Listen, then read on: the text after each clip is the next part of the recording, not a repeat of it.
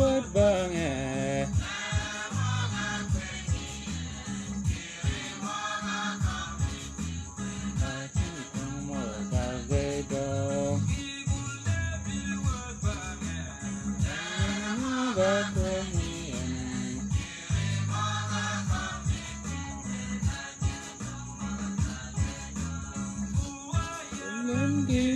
tiếng aman kiwa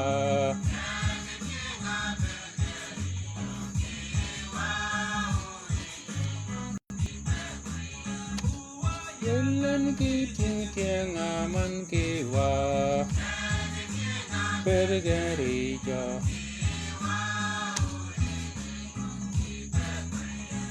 para ko betara manyagin kigen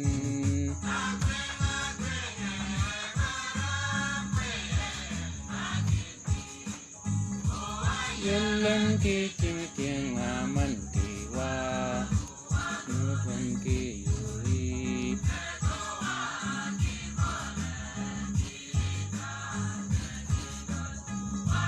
ko ki ri chango bedwa ki kompin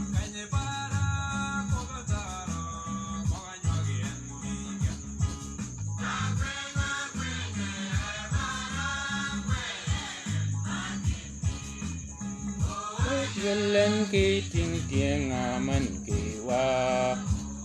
kidan ki yuri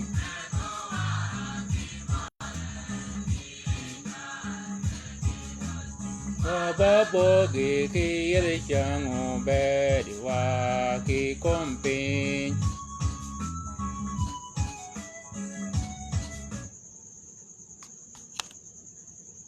Wo yina jok wi wan yina ba jok anganya padaji anganya rumaji ke bol kanyani nena ke leba ke ruma ya shibariya yi we gok mi bol kanyani we pado ke reta ko mi kaya kwaja tiyo ke bere yit menu lingo ke word men yit menu kalo yin menu ling word men ke menu katba ling word meneni we yu kobo ke yit meneni wo Jesus ke pio meneni we mogani yedego yebo yin ke pio meneni tiyo wo ya kwaje ke bere nengen tiyo we yu jago ke nengen wo ya kwaje tiyo ke bere khat meneni we yu jago ke rechukon ya kwaje tiyo wo Jesus ke bere ji moga jado ke gijime ke dige e we nemigen uge nywagen ke word meneni we go neng yin ke yo wo jok ni kan ngian ke yo de changtin kini ya nywaga ke gen ke word men poj ba moge ka dong mi yin raror Yesu Kristo we amen yimadian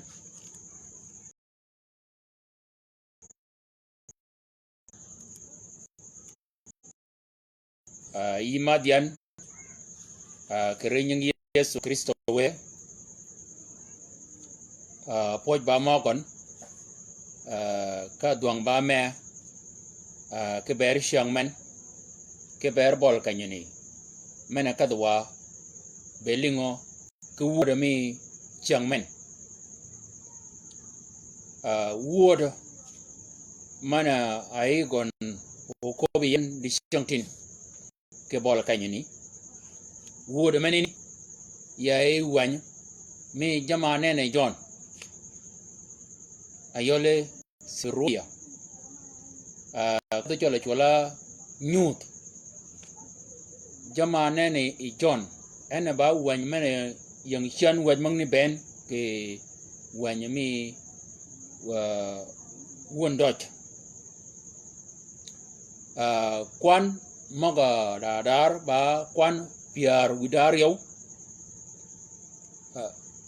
o chagi kerang ke kwan maga nyinga tanakiel gidi chogon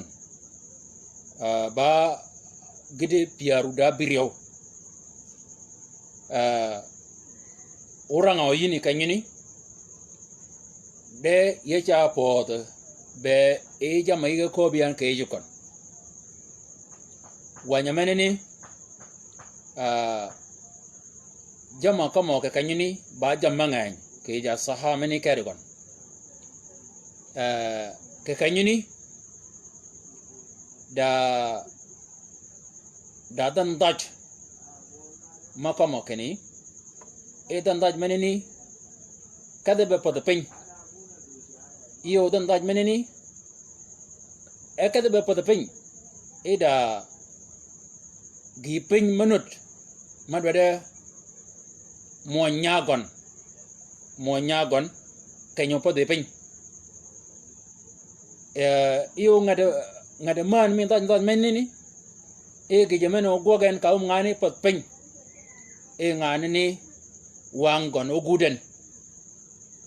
e karuma ngane wangudo ke ye yo kade ka nyige ngane ni nyingin oguden ba menengo ba ngawang ke gaj magoni ade nying mokom ken dan dajo mena pek adode put pin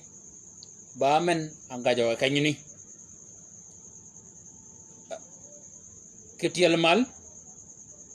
ba Mary ana gajo ke gach ke kanyini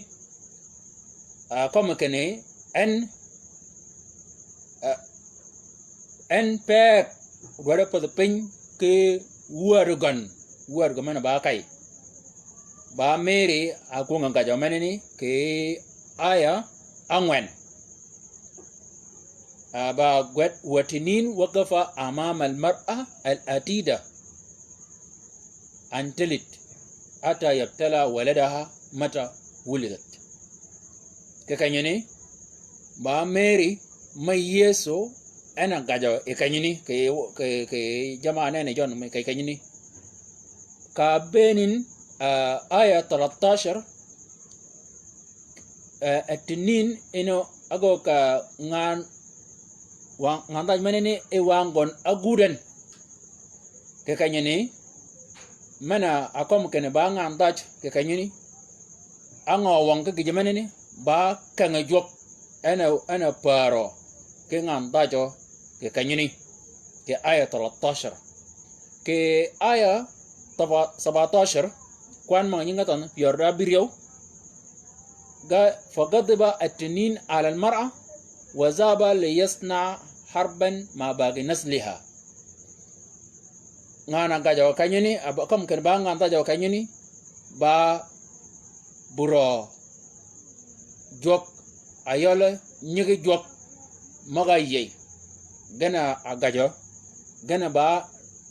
ba nyole dan daj menini gijemeneni koba ngadamana kedan mana manen ni kalungwaen ke wor mena wor omie ke ye ayol jalduang Zakaria wi John jalijwa wor mena woren we dogo wa kilinkere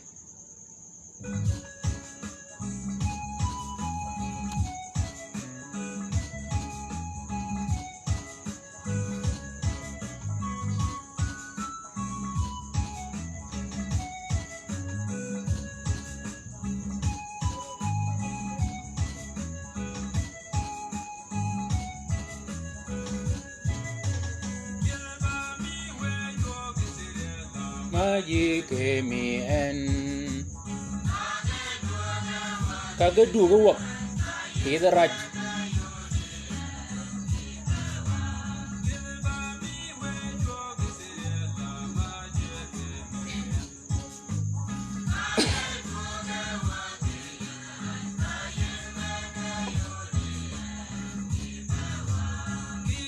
lebiri warbange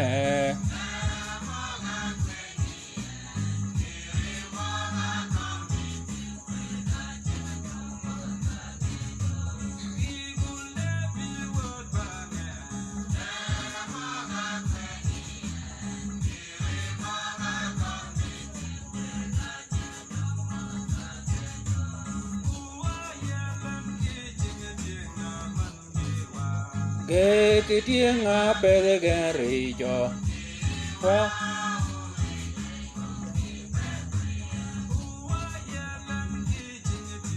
wa yelen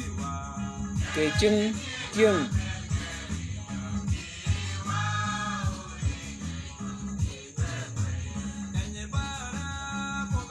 ro mana nyo yen ki gan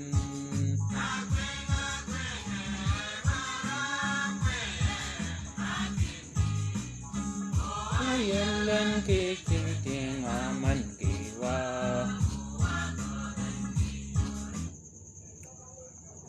kujan kana ngadamano mi bamen de ke eyu wanye kanyuni ke eyu wanye manini ngadamano mana nyodo e kanyuni ba we ya lojo bonga ngadamano mo ba nyodo ke wanyu kwer kene ba dan de ngadamano mana akomo e wanjok ba we ya loj ke kanyeni ke wanyamene ni ba kene apongo amani yin e ngade mana meneni e de tienga ye ke Yesu Kristo we geda amanigen yimana ngo ba pongo amani yin yidan mana Yesu Kristo mogani ke eyuwan ke kanyeni e jamane ne John mana mena mani yin e waya lojo mana mena mani yin e waya rich mana mena ni pada yin achi wango ke mana mena ni pada yin achi wang e mana mena ni de ba jogi mana yeyin en adwaden gogo ke giraj kere ama yiba ni jok o dwaden kini o yi gogo yen ke giraj o giraj meni ka gogo yin adwade kini o wi ayol jogi o pio o ren gin dwaden ba kini o pio jogi ren jama amani yin ke waya loj waba ma ke be kwat we pio we rumi dogi pen kere poni mi kan kere gejeman ba pon ke ba kani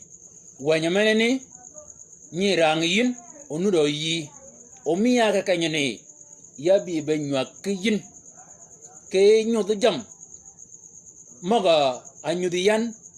kanya aranga kanyeni ya bi be nyudiyin ke jam maga ponyan e jok kanya aranga kanyeni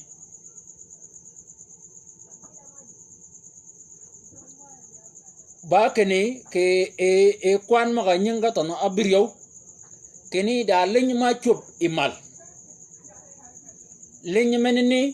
e leny menene a chuba kamu we lojo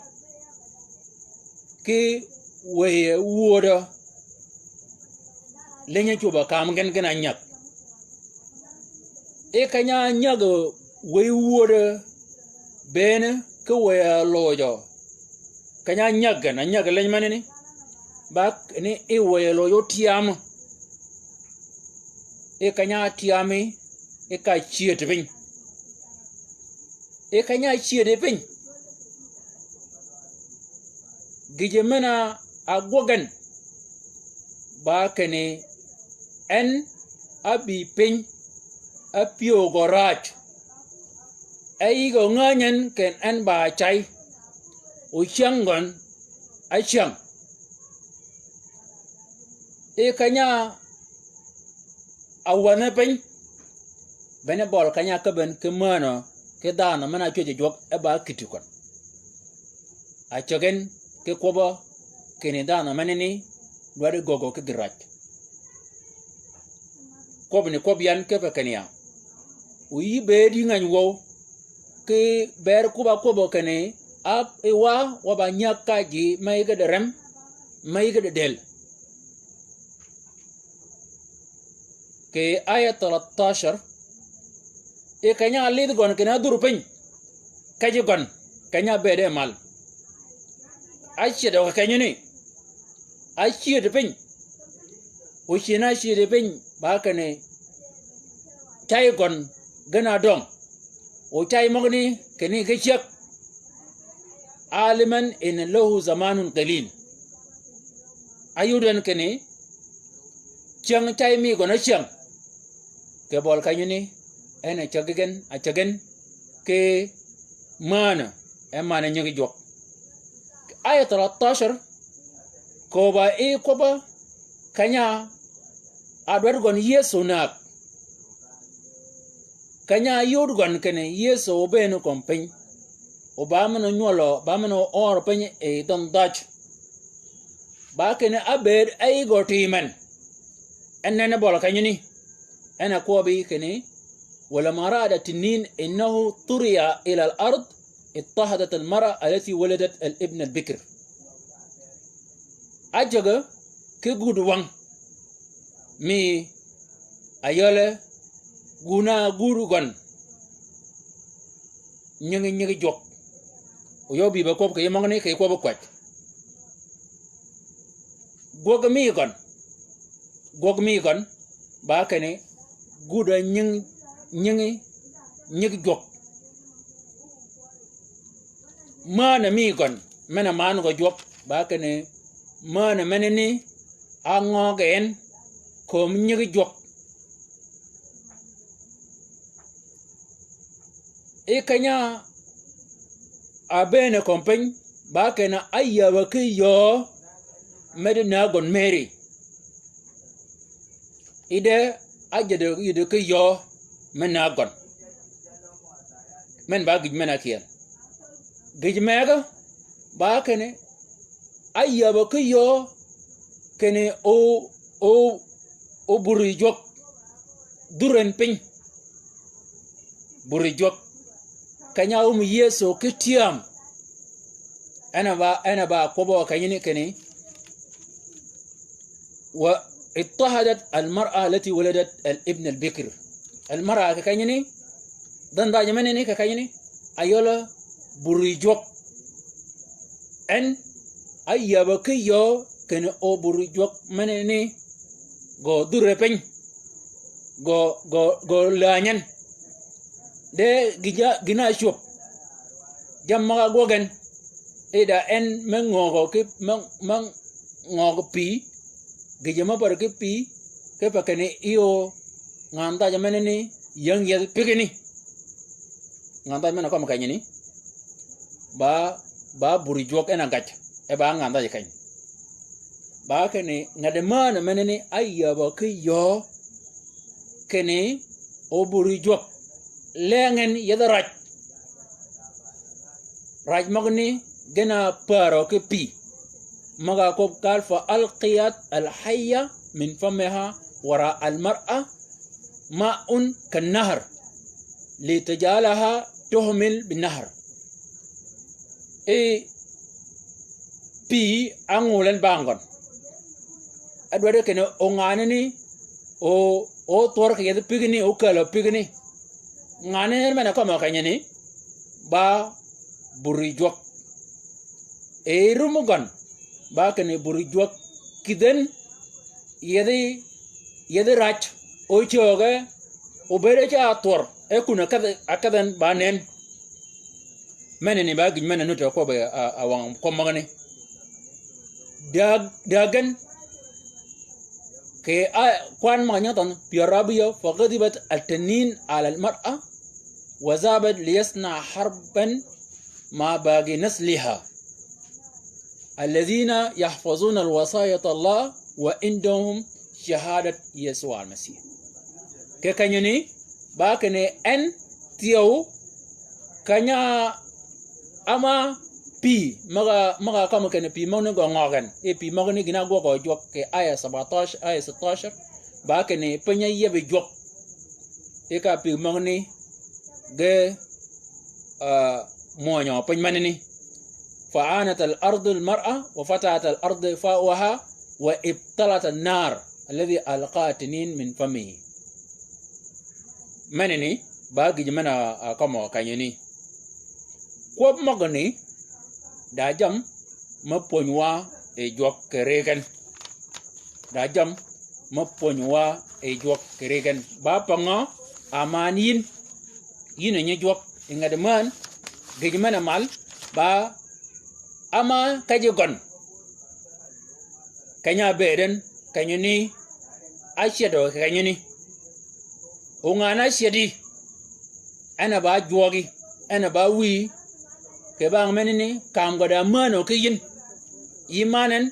ke ba kane ama wi ama jogi ana shedo gon menini ba gi mana ayang mal riogen ba kane ama en kere aruma ketiam pio goraj kere tia mana tiami e we woda ma jogi we woda ma kama e jog mi kene da we woda ma chiben ma kurin we woda ma kane ba kene aw mo ketiamo e we woda manani ke kanyeni ko ba tiami ba kene ba gije mala do kije bene gije manani ana man gorin dagan mana mena man goyin dwada yido ke yo kene o en goga ki raj kanga bere bol kaj gon nude ben ama e go yuden kene bongin raj kedi manudo ke bergon dodore reñ ji maga ba choje ke poro ke kidi jop aliman in law zamanun qalil ngwen man mana man goyin ba pergina lenga pin ena ba ena kano ke man tiyo ke ye kologo oyoro yin kene en arum ya cha yiko kene ba rumu ke yana kany dogru mi kany ene ke kanyoni ayudi yen kene yeso biye bereny gogon ke kompany bena akomo akobe kene abete ay gotiman anene kene o yeso kanyonyoli kanyori pen imeri o yeso naken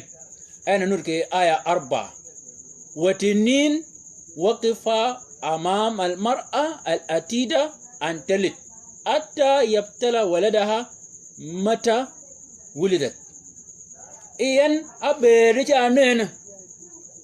anana nyala kom go ben nyala bibe yin gogon nyala bibe yeleji ba kene kob nu malingen kene nyala ni obi kompen o chiga nyol agogo ki yo kai go timen ke ba kene ke bol kanyo nyol da meneni yo go monyen obene ke jimena adore guok ke chianga aor yeso pen en gijemena gogen adwa nag yeso ke jala chola Herodes jala ko kene nago otan ben moga yang Bethlehem geke mier mo chaka gon bene gijemena adwa guok adwa kene yeso monyen pade kene oked de kanya chege yeso ke gog me gijemena adwa ko guok ba kene yeso adwa duru pen ke wujikit kanya acha ke yeso karanga ke wanya ke bol burijok ke wangne tieng Israel kanya ko bu yeso kana ko ba gwado ke wan magane ke ba ko magane ge pa da kaji ga de shiam way magane ke bol kanyini yeso amage eji magane ka go ko gan gina bi mal ke rum ge ba kene nyalani ko ba kamen ba in kaji gan de ginu tia ki do bana ki budur pen menene ba magane gana kama ke wanyo kene والتنين وقف أمام المرأة الأتيدة أن تلد أتى يبتلى ولدها ورغمنني أنا دوا أموان من با وات مغنو دو كنيني با جمانة نجونا كنيني كلغو يبين كي كوبا كني وات منني أدو دا موانيا way magane kang bede bol kanya nyu a orevin ko magane aba gwado kay wani kanyin kologo kalo yin ka tuji yin ko magane kologo kalo yin ka tujo yin ke gije mena gogo di changtin ke unabi ngwana pot ke bole ngade unabi ngwan magani lim man bo agoga di department ayo jubka o manene akala ko bena da tienga aja pot ke bole nyini da koba wera nut ma bi mal ke kamgen ka da na kiel kel wo ke law e jala duanga bolgon kana kel nyen wo ke law ango anyolo gi maneni anyola len ka len maneni a akat ango ogen komi gi mok me kuju wo me benyi ngegen ke pi mamadagen len maneni akat ango komgen ana yode kenya ke bol kanyeni jur mok gana dak igen anang igen lenya chuba mal e kar widong lenya mal ke widong leny manene kanya atiam ade tiam okunini awanga chup bena gije manene ana gogo way kanyani leny mana benut ya kamgen ke way woda genya ka way woda o kanya tiam gan angobi ba kene ge bi be go ke garaj ke baraji moko ju wow ken len manene anyaga di ko kunini gijman ka kali ka womin ke jama gogo ke poda kada ke yedkal bena no ngad mana pio goraj ka jok pio go baraj ka kaji pio goraj ka jok mena ko way woda kene chetegen chet kenya beden pio goraj ka jok ba kene enabi ba go ke garaj ke bare nyegi jok meneni raje pio mi gon akelen angogen komi ji maga ayang komping acho ji joge ba kitikon kop magani kologo wo mo yindi chantin ke wera man nyi chup ke ka me ke wek wer man nyi chup ke ka me ke wek nyi yoro yin ne mai ke bol kanya wegen ke wi nyigon o chugo bere keni da na ma do ko kon ke bol kanyuni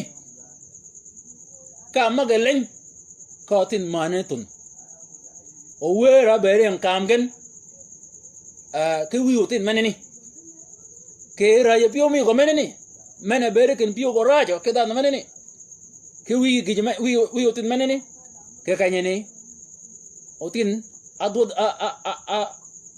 a banyan keno ododo ke bol kanyuni pada keno ked o chugo bere kene ego tuonen ke cham o nganywa kene gi cham mena cham e mai mena de da mon do ko gon bena gi shamni eno yide ke chak mena do yotin mena do de ke banga bere kene da wer ma chop wer menene kan ke ngo akana akal ango komotin o chugo be tiyo kene wer menene ke kam wi ke mai ango nyolen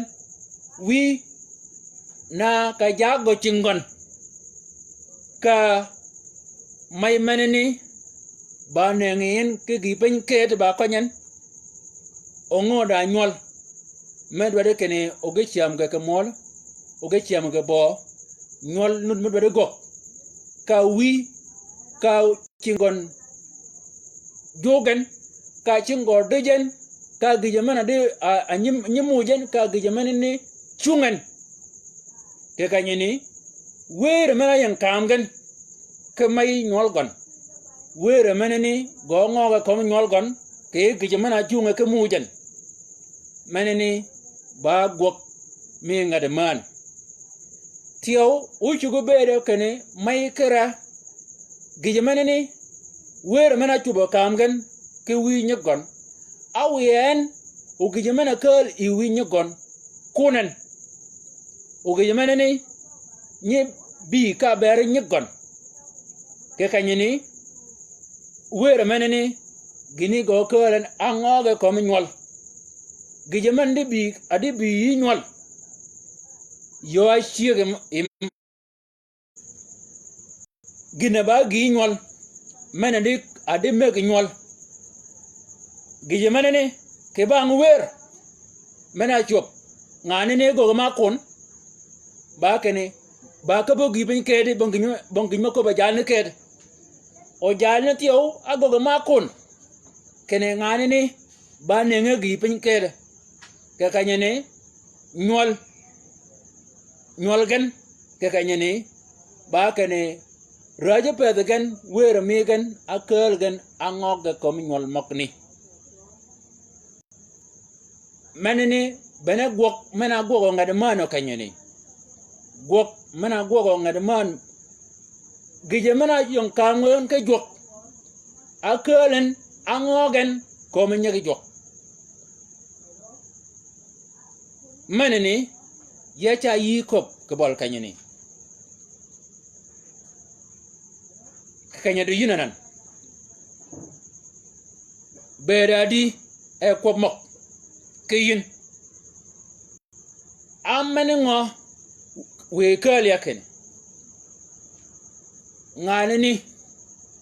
ngana kuni yen aba ne ngo yin ke gipen o mana ko gonda nyigi ke ye nyigi nyolwun nut madwade rugo madwade sham madwade luok madwade gwet da jam madwade o anan ke banga gije mana yang kamun luop mana dale pat anan yina wi chengi adole yi wiye log yin yibaru mo ke ber magni gije man ba gok mi ngad man yin akona gi nyol magi ke yi wigan ke banga bede kene kamun bong luop da gije mabi kamun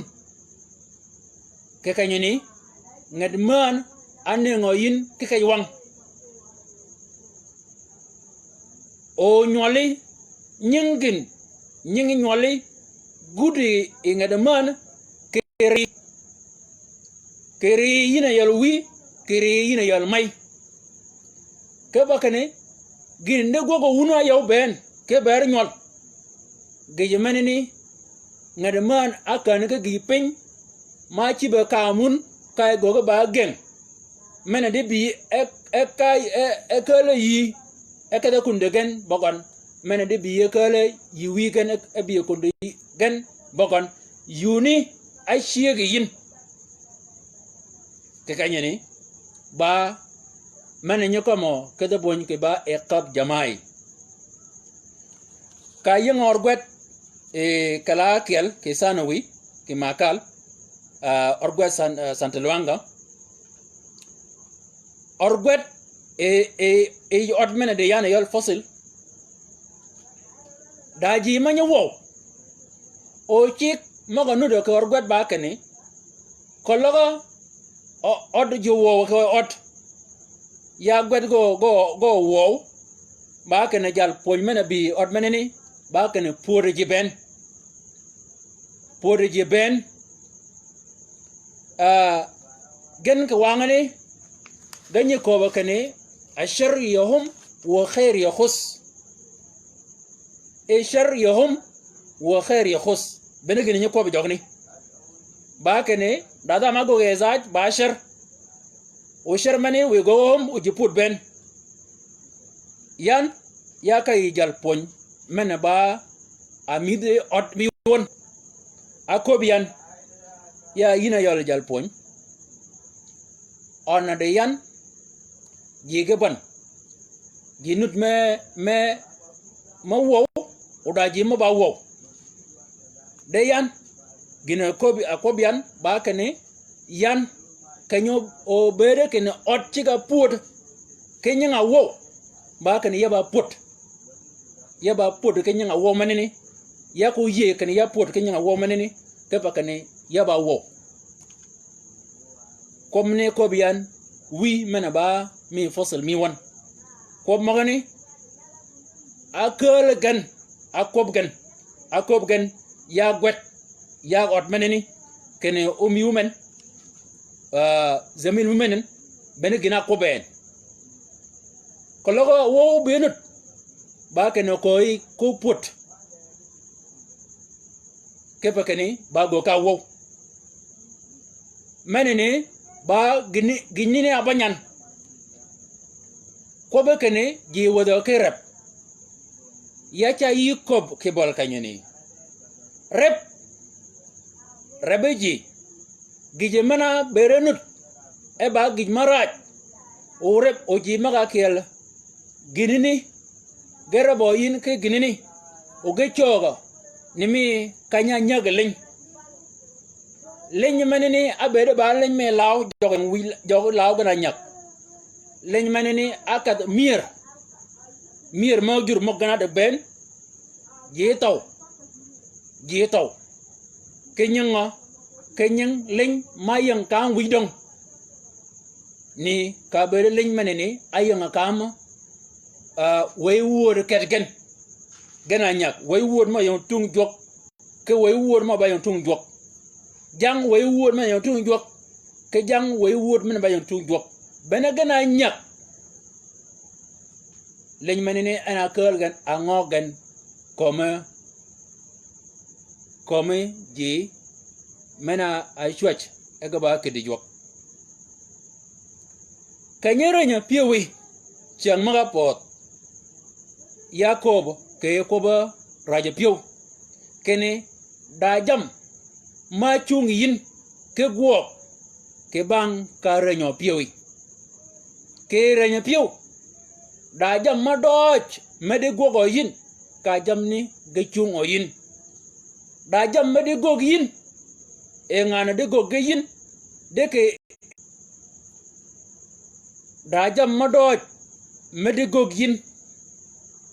e dan men de guok ge yin de ke e raja piu mi jam magani ge goga ma dielo iraj piumi ya cha yi ko kene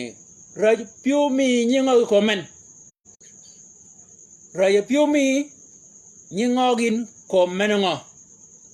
ke pa kene raj piumi ngad mana kanyene go angogen komi nyigi jok kanyere nyo piui ye nyo piwi raje piomi nyingo ge komengo raje pio ka raje piwi kanyere nyo piwi kologi ba wi kologi ba mai raje piomi nyingo ge komen mega mogo nyicha nyigan ke gwat gwada ya nyo wi nyol gon ka agwada meneni go kelen ka yan go nyagon ke agwat chang meg mai mega nyagon wor go na yanyan kene go gwa de men ke kanyini baba nga raja piomi gon mena ayang kamgen ke wi med meneni raja pio meneni en dware yan jalni ke budu gon de ba yanyan ke bol ba tongu yi gon de kele wor gon ke ba kele wor gon awi en o nya wor go meneni yanyan kene nya wor go meneni ba go o wi gon ba de ke kanyini adel ke tong bol gon kene o tong e wi nya nya ne o ge ko ke bol kanyini o mo yang pio go ko ben de ayaba ke yo me yeden ji mok genye kana ka waj o waj mo ni ba kene ke kanyu waj me ke waja o yed ke kanyini waj mo ga kelen o ke bang yed meneni ke bang waj mo no ke yed waj mo ga waja ben ge luoga yed yeso ke kanyini cha wa ke ko kene gina kom ke to bon ke chola mo waja ha ba gya ke kala jam ma ba dwat e ngadman wado ogo ayanga ngaj gipen nimi ka benen ayanga ngaj tol ay ka benen ayanga ngaj ni yat akoben ke tol mena ko ke ngana ayala wang mendana ben gona ayala hif ngadman abiye kala got ke kanyini de cha do ke be nyak ke yaga tiami de nundo ge yaga ni aka yi nyol moga jalne jima chu ba kire jalne ya cha yi ke piye kene rayo pio mi ngoge komen ke pa rayo pio mi ngad man meneni go ngoga komen nyege jok mege kujwo ma bere tio aje cha ko ba ko marje ke bargin ke bol weekend e bede we magani gijemena we o shit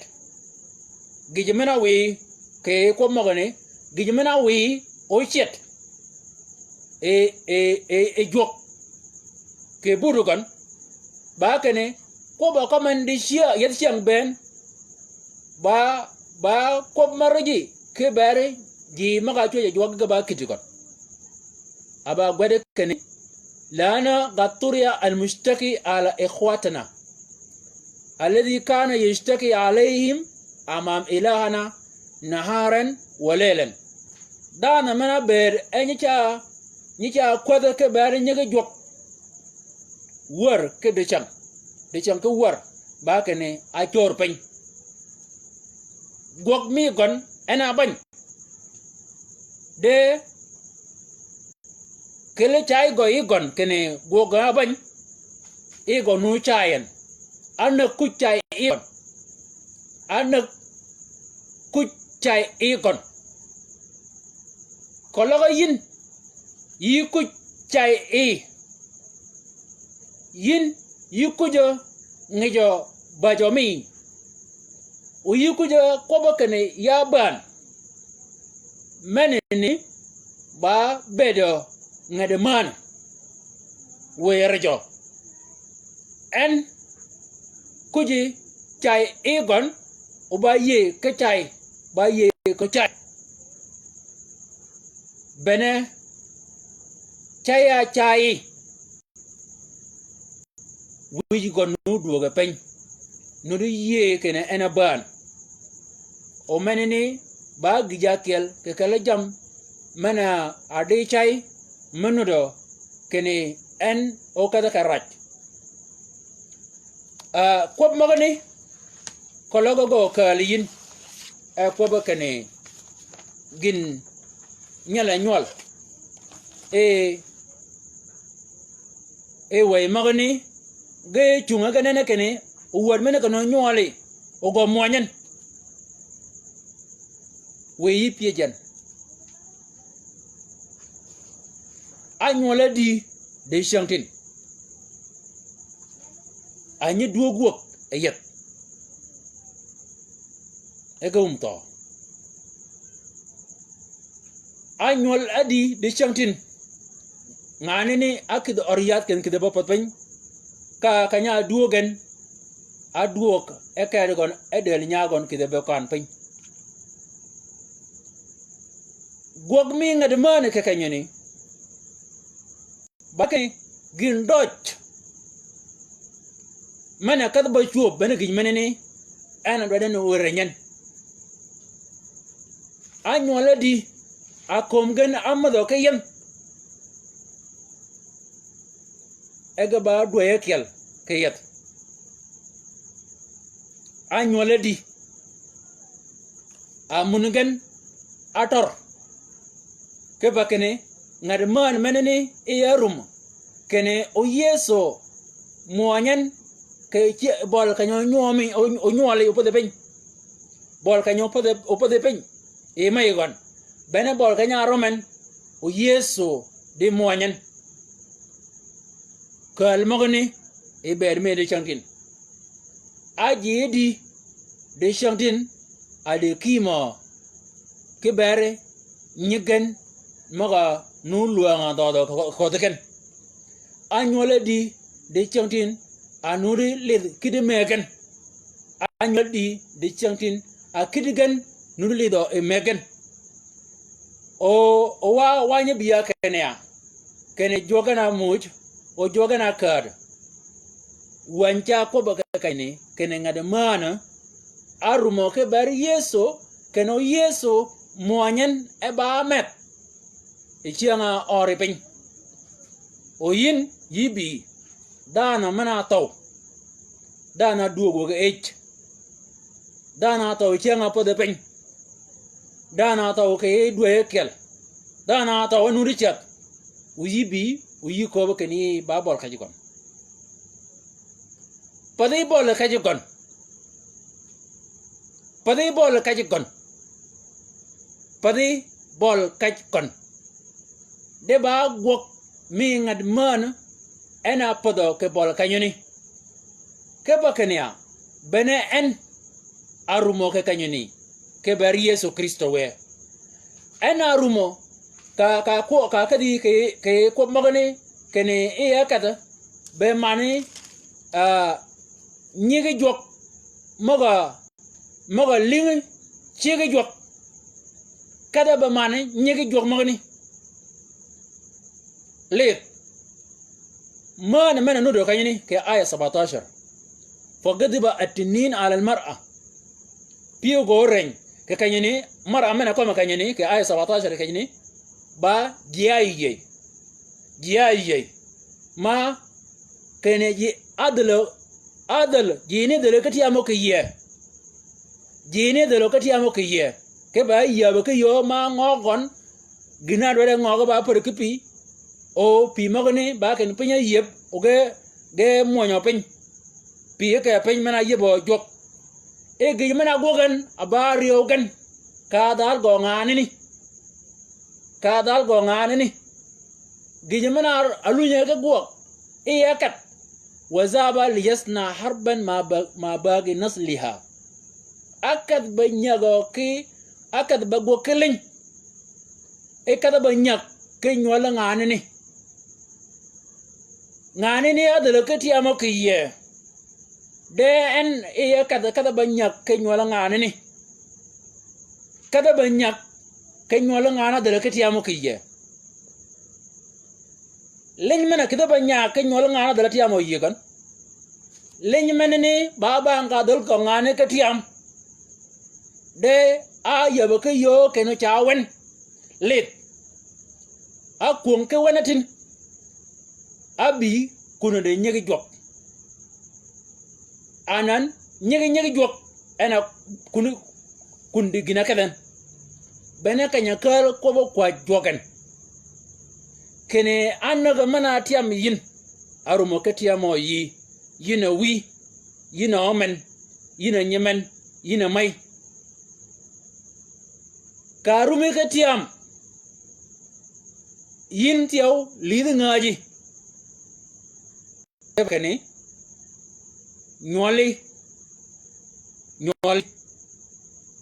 nyole ke yiye wala nyole ke yedel gi ma gonu do ke yin ke del gi ma gonu do ke yin ke yiye ba kene en akad banya go ke ji maga anye koro anye mido chege jok ji maga anye kamo won Yesu Kristo we e kada banya ke gin menene ba gi mena wi yin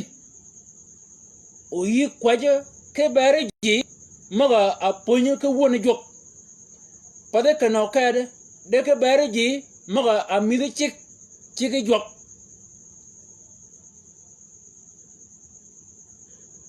ji maga anye bany ke go ke gi pen ke bang ka worga chike jok nyi yido ke yo ma man ge ji dan ga ko be ni ya gol gijman ba luang yan ke guok ye ba luang nyo ke gijman ni ye ba luang be ye ba da ke gine gokan ye ba chugu be yanu do ke kanyini ka ke bol kanyini ka ji cha tu du nyingi kene ibadan me rumi yang wegen ke kanyini ba ken inga de mana e ka da banya go ke ji maga mi de chege jok idwa kwat ke bare nyoli manen ba gij mana anu do ke aya 17 yiba wi wade maga yina wi yina mai wadu maga a runga gina rungen gijaman wado ke yi ba ken owang yebo yine ke kanyoni o chugo bede kene yiru maketiam aru maketiam de atong ngaje kukunicha Yeso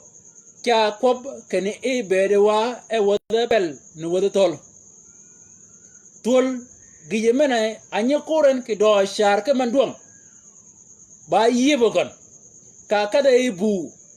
gijemena ku ngago ba kene yeb go kanan o wuji go do ngana nen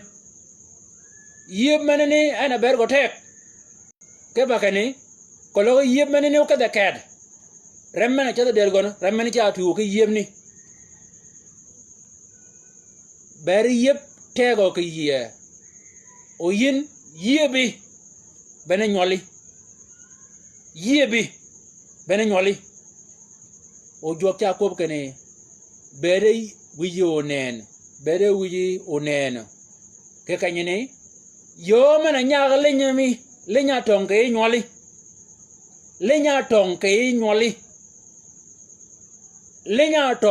nyoli yo mana nyaga yin ba kene yin yibiye Yesu Kristo we enu neno yin ke we wodo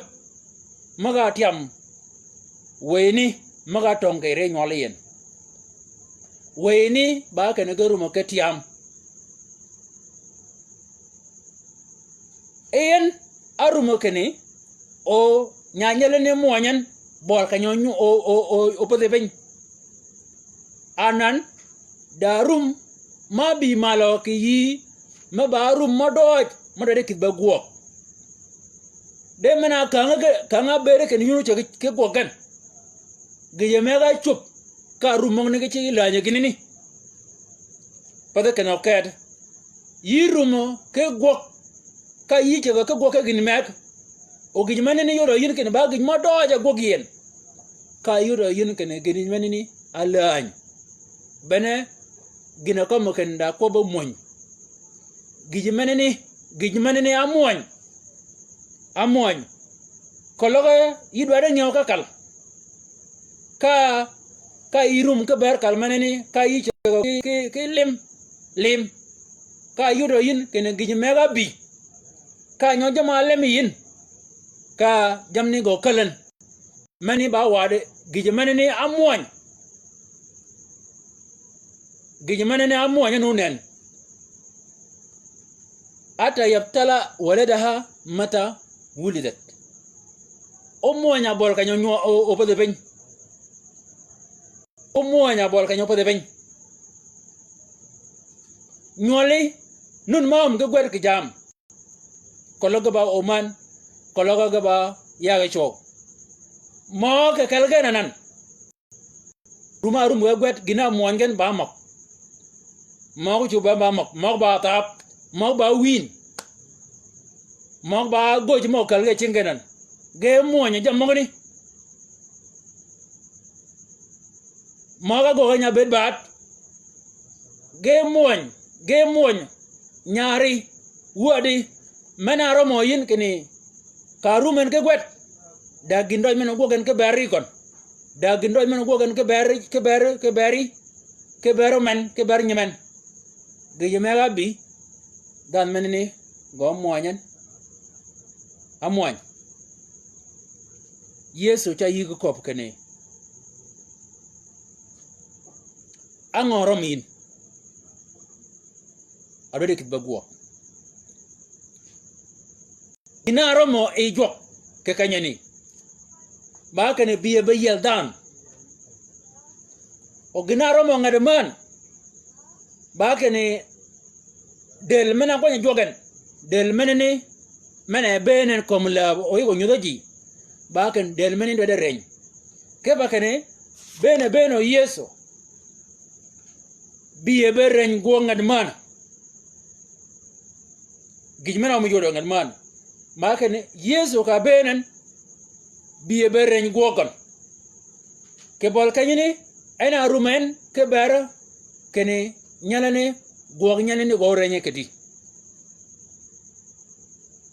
yeso achad kanya benen go ngadman go reñen ke ba kane da jal meg ma kido ngadman ka kidi kayo oriji budo kunini ka bene yeso ngadman achedo ke jalne ka dol ko ngadman abere yang idan ka komgon tur kom da menen go reñen yeso ka bene ka kom da menen go tienyen ngadman akan ke romdel jimaga go ba ming jimaw yitge shiek jimaw lebge dul yesu ka benen lebe jimaw ni go poden yidi jimaw ni go geden jimaw go ba ming ma go ba chor ma go ba ngol jimaw ni ben ge yelo yesu e chenga ngadman o meneni ngadman megan wena nudo kay wor ka kanya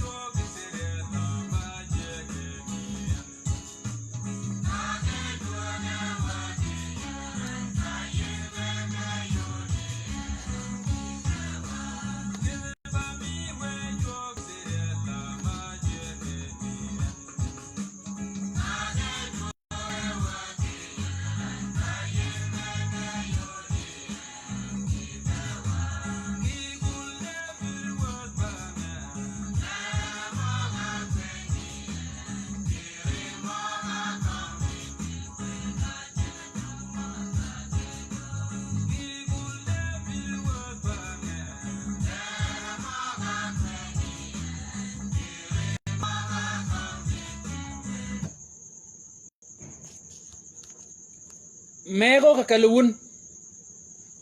i do agwede ku wan mane konji ke ge mar min ke ne o ge manene i gwedo ke re kon gogo yine ba wan ma chuku krango je ma ka kiela o je ma ne go konyo e ko ma ne ka gwed ge yin wan manene de lepat ka nga be wan manene do be no wan me yidi ge ma moani o ge mane ku jin ke pa ke ne i bet e wange pada yep e ba nen i do agwede ke wan o wan manene ka ne no yin ke ne ego pielen ke jurumi de ke pa ke no kalin o wana chengeji oranga ji no do wan pada ke no kada da wurin wurma mir shara ka wurin ke bol kanyani ka yiko ka mena wurma ne uji aka gwar ben wurma ne uji aka nyuji wurma ne uji aka ponji uji aka kidbol uji aka kalmal anan wurma ne lan wuramoy ke bakane yeso e do da moñ ke bol kanya ami bol kanya ore pin bol kanya a kianga ledi kianga do ke no ledi gon bana kianga ne ba chip ke bana kianga ne na moñi o chago balit da jam ma romo yin ken ka do de guo ka do ji mana yi ke di yi pe pen kere ke mana yan ya ba meno gogani ngana ne ogo ga ginani yo gogani ka gi mane romo yin ke do ka pielo yin ke do de gi mane ne awud lan pada ke no kede me ba kwa je jok ke mana yo ka ke chang ma kwa ja ke jok yo kwa je jok ke bergin gi mane ne lunga kwa gi mane ne e ko bin ke mana gi mane ne o yele ka kwa ka piyo do mal ke ko bu kwa kene ka yi kene gi man o yele yan ka kwa ke bol ka yemak kwa jamane ne awod no yo awod la nyo kwa jakat ginini ba parin piyo mena yega mal ga ber gini ka yu kwa ja ber gon piyo mene ne lan kwa ja gogo ma moy aja madi nyak ma bere no ka mu ka ji u bere wu luob u wach u cha da yun u kala u cha yu ka dam u cha yu ka chije agogodi giji megabi ka gini moanyan nyak mana yang kamun nyak mana moanyan chije mana yang kamun chije mana ne moanyan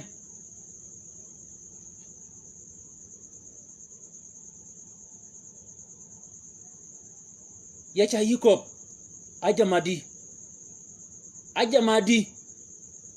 ma ba mogi ka ge moanyo ngan man ge kujin ken ge moany ajamadi aba mogi amoany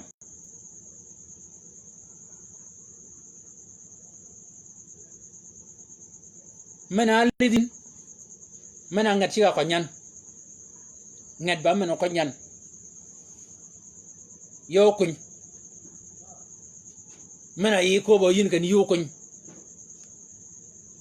yu kem e ko bi yin kan yu kem mena ngado chi yaga kem mena ngado go jar ka wen ngado chi yaga kop kunyu mena kom yin kem mena kom yin ko bo de ko kom yin mong ne ben ga dalo ka pot ge dalo ka pot ka pakani again ga janga piwi kanya kom ga yin ge lingo ngan man ago gin ma kede kene mo ne ko pot dan man bade ko nyoko ko nyin dan man bade kemen ko kemin gen bade gogan bagan ko gogin yi nenge ge mego makel ka kidien nyangi ge mene ne ka nene yed nyangi ka jamaro mo yin ben ka ge chike wo ginyini ya cha yi ko bo kane rum manga doji ke piyewi ge per ke dan ma yangich ba ne no ji yine ngani rumo yang piyewi ge per ke dana ma ba dwe kel nganya mai gon ke re ken da dan mai yang gon ma ba dwe ruma yang piwi go chugunen ka kom ge yin ne ka nyine na dan ke mai gon ka kom ke ngani ni bol ka go sham de ke bol me ka me ul ben ka ngo agnu lai ke nyingi chi ya cha yikop ke bol ka nyine ba bol ka nya ko ji jok ke ber jama kidi be guok ba bol ka nya akwaji ke jok ke ber jama akido yin be guok adoji gijeman bari kid be guok ba gi pin man la nyinga jok guok manene bala rabo yi ke kwa jok jam jok ma guok e kwaji bokan bong jam jok ma pat bong jam jok ma gok e kwaj bokan jam jok ma gok ka go pat e bong kwaj bong jam jok ma beri no ma gok e bong kwaj kwaj gina nye gogan ba ngo أنا أشوف كي آية 15 ngana adwada bango ngogo kopi bakane ke bol kanyini penya yep dok penya yeben ka pigni kada yol manene yadwa yiko ke bol kanyini kene wacha kwaje ke kay ya ku juwo bango ko bi jo kay makone bango ponyi jo kere makone dege jaman dwaden yi kwaje yan ke kanyini ba jam dwade kit bogok ben kologo gogin ka berri gogogi ka berji maga kiyal jamon ne gena berge ko jwa kany wo yina jok yina Yesu Kristo we bene yina tiam ngade mana mena man wan ke banga bere ken yu mano ke ye ke mad mena marwo yin a chwaj wan o ba kidi ya kwaje ke bol kanyoni ke bere nyaare men ke bere wuade men jam maga dwa kidi ba gwogo ke ye ba yin kiri angany magoni de ya kwaje wo ba kana ye wangon ka we chungoro mo ban kede chang ben ke boli ka we kwaje ke bere ke no magni ke pod ke ta ga mani kal parimal nen ke luang mano luang o jamne ke guop o go nene ken o go lit kene jamok bene jama nyingo ko nyek jogen bene rum nyek jogen we rum gen moga baru mo ke yedru mo gen abane noji ya kwaji wo Yesu Kristo we kene we rum gen go nenoji ke nyengen o go ngeje ken moga ne baru nyek jok gena rumo keni yina Yesu Kristo we amen ke bol kanyini wakada ba kwajo ke bol kanyini ke bari nyigi ber wadi moga de jama amwanyigen kama do mwanyigen yera jop mawe laini onyigun ngoge wak kire jam magani bayin yine nga nyol mak ay abergin ni kwajan ke lan man ke yadi chiang maban kaganye parian wo Yesu Kristo we kologo ba jama ramo ke delgen kologo ba ko gwet moggen kologo ba jama yadgo pod ge bena reji wo yana kwache ke bol kanyini ya reb ke nyige ke bol kanyini ke bare mogoni wo wiya ya kwaje keni yelgan ke chingi jam mogoni wo Yesu Kristo we ya kwaje tiyo wo ke bare moganen kenoga moan wo wiya yebe nyingen o ganenegen ke ba gwer ken hina bi ba shar may yebe yudan mena widan yugo ngijen wo ya kwajatio ke bol kanyini ke bare gi magorum kene gadwa chega ke goke gi pen wo wiya we genengo yun katak magogo gi jemenini ya kwaje wo jok yina Yesu Kristo we ke bare gi magwa gwer ke wach nengen ke yo magwar ke wach magno ke biga wak nengen ke tag wach magno longe ke gwedo ya kwaje na juanga neno ke bare gi maga ade wuod ma wi ke meken ke wuod menene nyago gan ke ji wo jok ya kwaje kene twar yed yedgen ka ji magdo dinu go ko gan ke wuod menene we ji magno dore bo yin ke ji magni yina Yesu Kristo we ya kwaje wo wiya ke bare ji magane yin ke wor o anan wor magne wil wo jok we wor magne dogin yi kalga wok pade nyare meneni ama yiko kane we kwer magi maga mujin ba we kwer ma pade wan ke maga ko mojin wor mena megien awu jo wilana ke wor meneni ya kwaje wo wiya kane we wor meneni kali mal kede ke lewogon kali mal ke wor kon wo onengin ke mautio ina jonga nen ya kwaje wo jok ke bere ke ngomi men wang gudu ngadman ke yo gudi ngadman meneni mana araje pio mi gon angoga kom ke ngomi ya kwaje wo wiya kene ke ngomi magani kange magi maga ban ben ke kaje degen nyudiri nyoli magani ka tugamal o ga chungan ke boli ege kwaje ke ber go mana mi ken wo wiya ba gwedo ke gwanye kene wo ba nin ni kanino ji maga ma ko muko war de won wo kwanya go mi kwaje wo wiya ya kwaje ke bol kanyini